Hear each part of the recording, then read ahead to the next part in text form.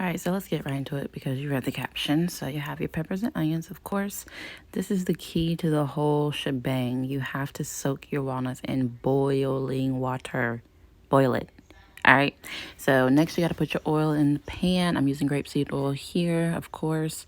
If you're not using grapeseed oil at high temperatures, you're doing something wrong. But we're just going to saute our peppers and onions now. Make sure you get a nice little char on them before we add our seasoning. So I'm gonna saute these. In the next frame, you'll see them a little darker. Add that seasoning on there. I just put a taco seasoning pack in, so you'll see me add one later when we add the meat.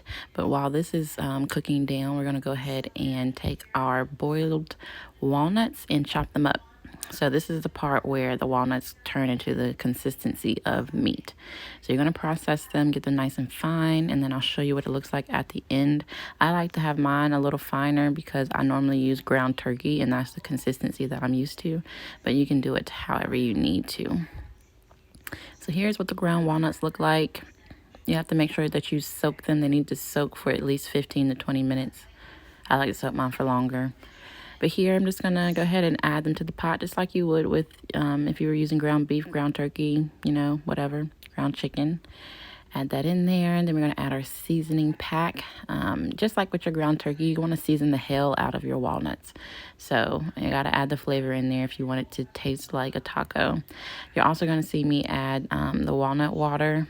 You don't want to do that. I learned later that soaking the walnut in the water takes out toxins, so you don't want to use the water because it has the toxins.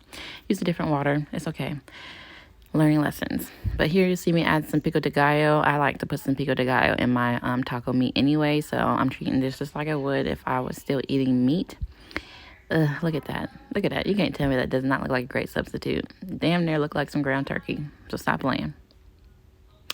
All right, so we're also not doing any grain or dairy, so no cheese and no tortillas. We got some romaine lettuce boats. Here's the meat, and here it is topped off with the pico de gallo, baby. That should look good, don't it? I know it do. It was nice and juicy and everything. I ended up adding some more pico, but you get the picture.